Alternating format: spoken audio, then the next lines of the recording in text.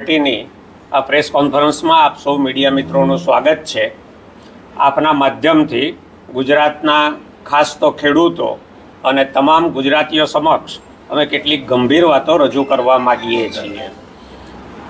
અત્યારે દેશમાં સૌથી વધારે કોઈની ખરાબ પરિસ્થિતિ થઈ રહી હોય તો એ ખેડૂતો છે। નાના ધંધા રોજગાર ભાગી ચૂક્યા પછી લોકો રિવર્સ માઇગ્રેશન કરી અને ખેતીમાં રોજગાર શોધી રહ્યા હતા। એવી પરિસ્થિતિમાં ભારત સરકારે કપાસની આયાત વેરા મુક્ત કરી દીધી।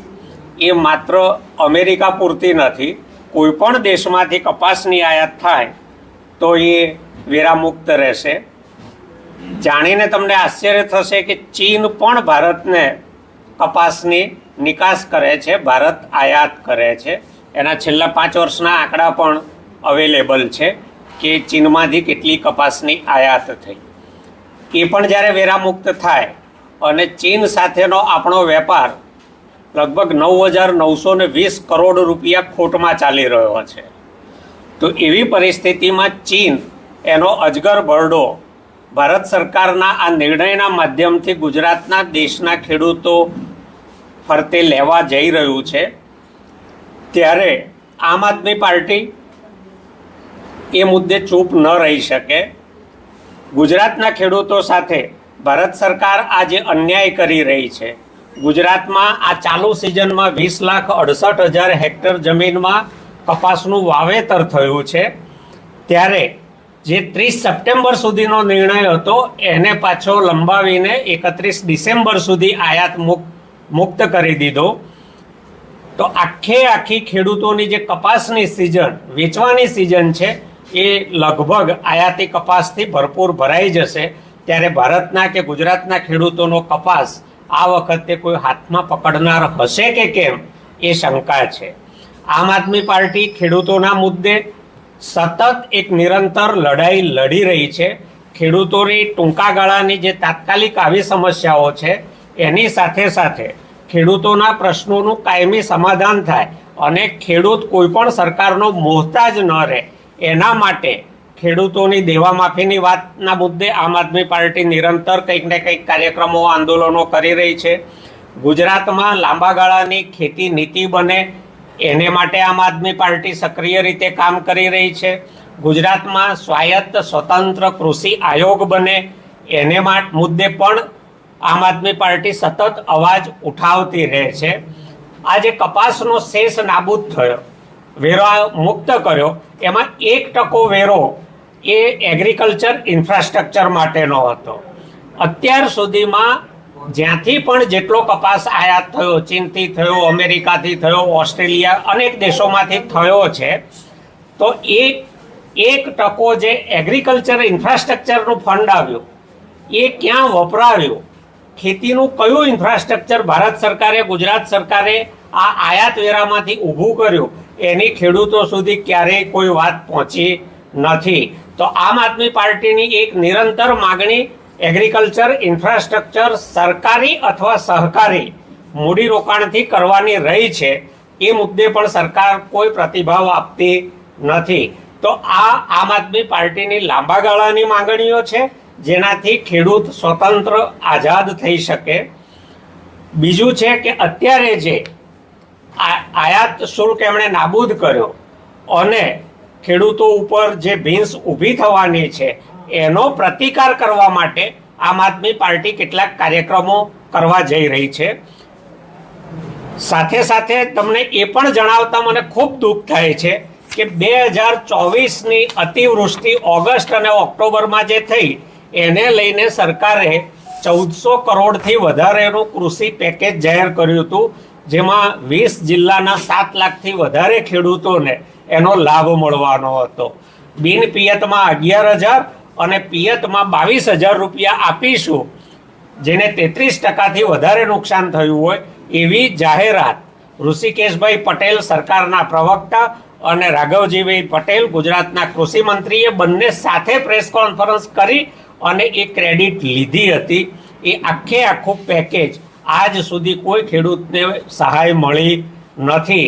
ત્યારે ગઈકાલે એક સમાચાર એ પણ આવ્યા કે આ આખું પેકેજ સરકારે રદ કરી દીધેલું છે। સરકારે જાહેરાત કરી છે, ખેડૂતો પાસે ફોર્મ ભરાવ્યા છે, સર્વે થયા છે, એ પછી 1419 કરોડ રૂપિયા જાહેર કર્યા છે. ઓગસ્ટમાં પહેલી અતિવૃષ્ટિ થઈ ત્યારે 300 ને સમથિંગ કરોડ કરેલા હતા. પછી જ્યારે ઓક્ટોબરમાં વ્યાપક અતિવૃષ્ટિ થઈ ત્યારે કઠોળના પાકોને પણ એમાં આવરી લીધા અને 1000 અને સમથિંગ કરોડ, એમ કુલ 1419 કરોડ રૂપિયા સરકારે રાહત પેકેજ જાહેર કરી. અને એ વખતે ગુજરાતની જનતા પાસે સસ્તી વાહવાહી લૂંટવાનું પાપ ભાજપે કરેલું હતું અને એ પાપ એમને કોઈ પણ પ્રકારની સજા વગર એ લોકો છટકી જાય એ આમ આદમી પાર્ટી ક્યારેય ગુજરાતના ખેડૂતો માટે સહન ન કરી શકે. એને લઈને અમે જે કાર્યક્રમો કરવા જઈ રહ્યા છીએ એ કાર્યક્રમોની ક્રમશઃ વાત અમારા કૃષિ પાંખના પ્રમુખ શ્રી રાજુભાઈ કરપડા કરશે. તમે સહેજ આ બાજુ આવી જાઓ એટલે સેન્ટર એ લોકોને ના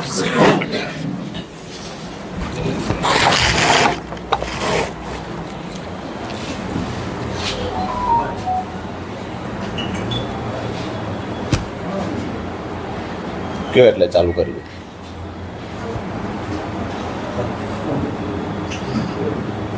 આજની મહત્વની પ્રેસ વાર્તામાં તમામ પત્રકાર મિત્રોનું સ્વાગત છે. ખરેખર વિદેશ નીતિમાં સદંતર નિષ્ફળ ખેડૂત અને ખેતી વિરોધી નિર્ણય લેવામાં અગ્રેસર કાયમી ધોરણે રહેલી ભાજપ સરકારે ફરી એક વખત ખેડૂત વિરોધી નિર્ણય લીધો છે. આમ તો ખૂબ લાંબા સમયથી આમ આદમી પાર્ટી ખેડૂતોની પડતર માંગણીઓ જે છે, કાયમી ખેડૂતોના જે પ્રશ્ન છે એના નિરાકરણ માટે સતત લડી રહી છે. પરંતુ એનો નિવેડો લાવવાની જગ્યાએ ક્યાંક ને ક્યાંક વિદેશમાં કપાસ પકવતા ખેડૂતોને ફાયદો કરાવવા માટે, ક્યાંક ને ક્યાંક અમુક વિકસિત દેશોના દબાવમાં આવીને અમુક ભારતીય વેપારીઓને ફાયદો કરાવવા માટે ખેડૂતોને ખૂબ આર્થિક નુકસાન મોટું પહોંચાડવાનું ષડયંત્રના ભાગરૂપે એક નિર્ણય જે ભારત સરકારે લીધો છે એની વિરુદ્ધમાં આમ આદમી પાર્ટી દ્વારા એક અઠવાડિયાના અલ્ટિમેટમ સાથે તમામ જિલ્લાઓની અંદર આવેદનપત્રો આપવામાં આવેલા કે ભાજપ સરકાર તાત્કાલિક ધોરણે આ નિર્ણય પરત લે. પરંતુ સરકાર દ્વારા એ મુદ્દે ફેરવિચારણા કરવામાં ન આવી, જેના કારણે આમ આદમી પાર્ટી ખેડૂતોના હિતમાં રહીને આવનાર 7 સપ્ટેમ્બર રવિવારના રોજ સુરેન્દ્રનગર જિલ્લાના ચોટીલા ખાતે એક મહાખેડૂત સંમેલન કરવા જઈ રહી છે. આ ખેડૂત સંમેલનનો મુખ્ય જે આશય છે કે એક તો કપાસમાં ખેડૂતોને પ્રતિ મણ એટલે કે પ્રતિ 20 કિલોએ 2100 રૂપિયા ભાવ મળી રહે એવી સરકાર દ્વારા વ્યવસ્થા કરવામાં આવે. અગર ક્યાંક ને ક્યાંક જો પૂરતા ભાવ ખેડૂતોને નથી મળતા તો સરકાર દ્વારા જેવી રીતે ભૂતકાળમાં ડુંગળીમાં એક્સ્ટ્રા બજેટની ફાળવણી કરી અને ક્યાંક ને ક્યાંક ખેડૂતોને પૂરતા ભાવ મળી રહે એવી વ્યવસ્થા સહાય પેટે રકમ ચૂકવવી અને કરવામાં આવી હતી, એ મુજબ કપાસમાં પણ વ્યવસ્થા સરકાર દ્વારા ઊભી કરવામાં આવે. બીજી મહત્વની વાત છે કે ખૂબ લાંબા સમયથી ખેડૂતો માટે આમ આદમી પાર્ટી લડે છે, ખેડૂતોને સંગઠિત બનાવવાના પ્રયત્ન કરે છે. આજે જ્યારે સરકારે ખેડૂત વિરોધી નિર્ણય લીધો છે ત્યારે એની વિરુદ્ધમાં લડતની સાથે જે મારી પહેલા સાગરભાઈએ વાત કરી એ જે પડતર માંગણીઓ છે, જે મહત્વના મુદ્દાઓ છે, એને પણ સાથે રાખી અને આવનાર સમયમાં આમ આદમી પાર્ટી આરપારની લડાઈ ખેડૂતો માટે લડશે. 7 સપ્ટેમ્બરની જે ઐતિહાસિક સભા થવા જઈ રહી છે, મારા ખ્યાલથી ગુજરાતના ઇતિહાસમાં 35 વર્ષ પછી ખેડૂત સંમેલન આવડું મોટી સંખ્યામાં થવા જઈ રહ્યું છે, જેમાં ખેડૂતોની માંગણીઓને લઈને તમામ મુદ્દા પર ચર્ચા કરવામાં આવશે. આ સંમેલનની અંદર ગુજરાતમાંથી પ્રદેશ નેતાઓની સાથે માન્ય અમારા પ્રદેશ પ્રમુખ ઈશુદાનભાઈ ગઢવી, ગોપાલભાઈ ઇટાલિયા વિસાવદર ધારાસભ્ય, મહામંત્રી સાગરભાઈ, મનોજભાઈ સહિતના નેતાઓ તો ઉપસ્થિત રહે છે. સાથે જ આમ આદમી પાર્ટીના રાષ્ટ્રીય સંયોજક અને દિલ્હીના પૂર્વ મુખ્યમંત્રી માન્ય અરવિંદ કેજરીવાલજી પણ આ ખેડૂતોની લડાઈમાં સહયોગી બનવા માટે ઉપસ્થિત રહેવાના છે, સહભાગી બનવા. તો આવનાર સમયમાં આ એક સંમેલન થયા પછી પણ જો સરકાર ખેડૂતોની વાત નથી માનતી તો આવનાર સમયમાં દરેક જિલ્લાઓની અંદર આમ આદમી પાર્ટી કિસાન સંમેલન કરશે અને ત્યાર પછી જરૂર પડશે તો ગુજરાતભરના ખેડૂતોને એકત્રિત કરી અને ગાંધીનગરમાં પણ મોરચો માંડશે. મહત્વની વાત, અને આપ સૌ મીડિયા મિત્રોના માધ્યમથી સરકાર સુધી એક જ સંદેશ આપીએ છીએ કે ખેડૂતોના મુદ્દે ક્યાંય પણ અમે નથી ઈચ્છતા કે રાજનીતિ થવી જોઈએ, પરંતુ દિવસે દિવસે ગુજરાતનો ખેડૂત દેવાદાર બનતો જાય છે. દિવસે દિવસે ક્યાંક ને ક્યાંક ખેડૂત અને ખેતી વિરોધી નિર્ણય લેવાતા જાય છે. ત્યારે ફરી વખત આ એક કપાસની આયાત પર તમામ પ્રકારના ટેક્સ નાબૂદ કરી અને સરકારે અમેરિકા જેવા વિકસિત દેશના ખેડૂતોની કોમ્પિટિશન કરવા માટે જ્યારે ગુજરાતના ખેડૂતને સામે રાખી દીધો હોય તો સ્વાભાવિક છે કે ગુજરાતનો ખેડૂત વિકસિત દેશના ખેડૂત સામે કોમ્પિટિશન કરવામાં ક્યારેય ટકી ના શકે. ક્યાંક ને ક્યાંક આધુનિક ટેકનોલોજીનો જે ખેડૂતોએ ઉપયોગ કરવો જોઈએ એમાં સરકારે મદદ કરવી જોઈએ. સરકાર મદદ કરવામાં સદંતર નિષ્ફળ ગઈ છે. જે વિકસિત દેશોની અંદર ખેડૂતોને સબસિડી પેટે રકમો ચૂકવવામાં આવે છે, ખેડૂતોને પ્રોત્સાહિત કરવામાં આવે છે, તો ક્યાંક ને ક્યાંક ભારતીય ખેડૂતોને સરકાર તરફથી પ્રોત્સાહિત કરવામાં પણ નથી આવતા અને ક્યાંક ને ક્યાંક સરકાર તરફથી જે સબસિડીઓ ચૂકવવી જોઈએ એ પણ ચૂકવવામાં આવતી નથી. એટલે કુદરતી આફતનો સામનો કરી અને સરકારી કૃષિ વિરોધી સરકારની નીતિના કારણે જે દિવસે દિવસે ખેડૂત દુઃખી અને દેવાદાર બનતો જાય છે, ખેડૂતોની આત્મહત્યામાં વધારો થતો જાય છે, ત્યારે આમ આદમી પાર્ટી હવે તમામ પ્રકારના પ્રશ્નોને લઈ અને આવતી 7 સપ્ટેમ્બરથી શ્રી ગણેશ કરશે અને ચાહે ગમે એવડી લડાઈ લડવાની થાય, આવનાર સમયમાં આમ આદમી પાર્ટી મજબૂતાઈથી લડશે. કોઈ મિત્રોનો ગાય પ્રશ્ન?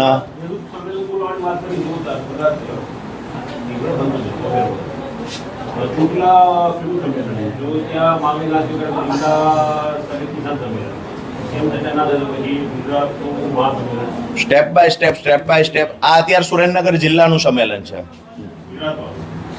ગાંધીનગરની વાત કરે છે. અત્યારે સુરેન્દ્રનગરમાં થાય છે. આવનાર સમયમાં દરેક જિલ્લાની અંદર જઈને ખેડૂત સંમેલનો કરીશું, ખેડૂતોને એકત્રિત કરીશું, સંગઠિત કરશું અને ત્યાર પછી પણ સરકાર નહીં સમજે તો ગાંધીનગર કૂચ કરશું. એ તો ત્યારનો વિષય છે. મંજૂરી નહીં આપે તો પણ ના કેમ આપે? હાઈકોર્ટનો એક ચુકાદો છે કે પોલીસને ના પાડવાનો કોઈ અધિકાર જ નથી. હમણાં જ આવ્યો છે, 1 વર્ષ બી નથી થયું ચુકાદાને. પોલીસ ના પાડી શકે ને પોલીસના કહેવા પ્રમાણે ક્યારેય ડેમોક્રેસી ચાલે જ નહીં. અમારી રજૂઆત અને અમારી માંગણી બંધારણીય છે. આનાકાની કોઈ કરશે તો પણ એમાં બંધારણમાં જોગવાઈ છે અને જે જોગવાઈ છે એ અનુસંધાને અમારા કાર્યક્રમો અમે કરીશું. બંધારણની ઉપરવટ જશે તો સંઘર્ષ કરીને જઈશું, પણ જઈશું.